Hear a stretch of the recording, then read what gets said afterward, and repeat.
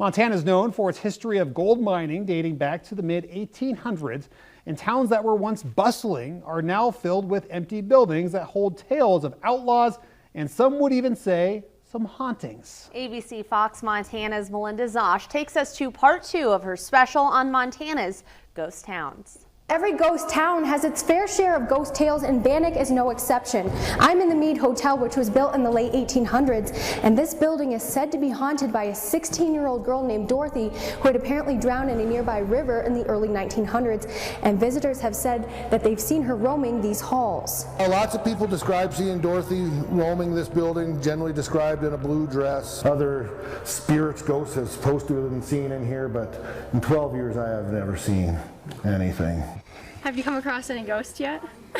Not yet. I don't know if I'd want to be around in the evening, because that's usually when they come out. Yeah. Walls would come alive. The stories they would tell. This building is known as the Bassett House. They believe originally built by a man named Amidi Bassett.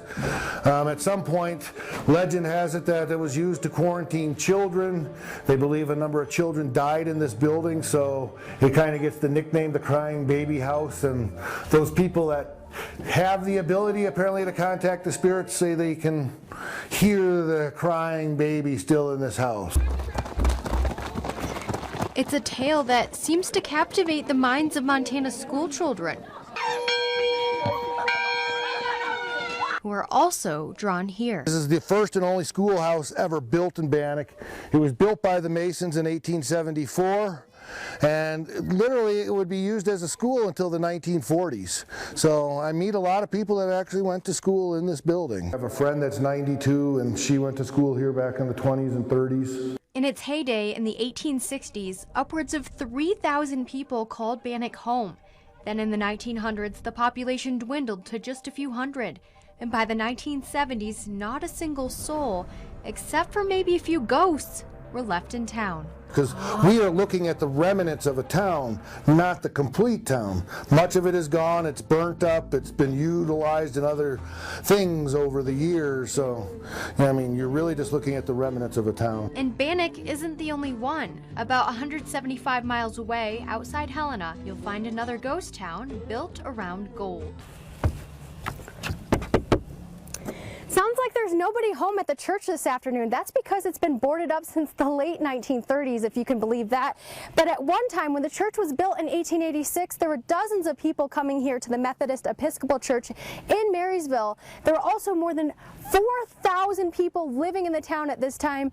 And the town, if you were wondering, it was founded in 1876 by Thomas Cruz, who had interest in gold and silver. By 1900, Marysville's mining district was reported to be the richest in the world, with a production of $60 million.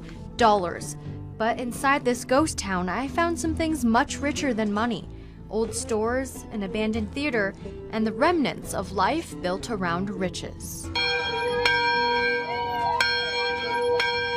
And back in Bannack, John Phillips says ghost towns are also all about education. He's expecting 1,000 school kids to visit Bannack this month alone, and says about 36,000 people travel here every year. Back in March, I met two people from Scotland that were only in this part of Montana to see this town. And they're likely looking for the legends, or perhaps ghosts, or maybe they just want to find out how Montana's history was molded. Really fascinated by that Wild West history, which Bannack really kind of encapsulates. Now, if you really want to see this ghost town come back to life, well, you might want to make a trip out here in July for the annual Bannack Days, where you're going to find lots of reenactors lining the streets here. Reporting in Bannack, I'm Melinda Zosh.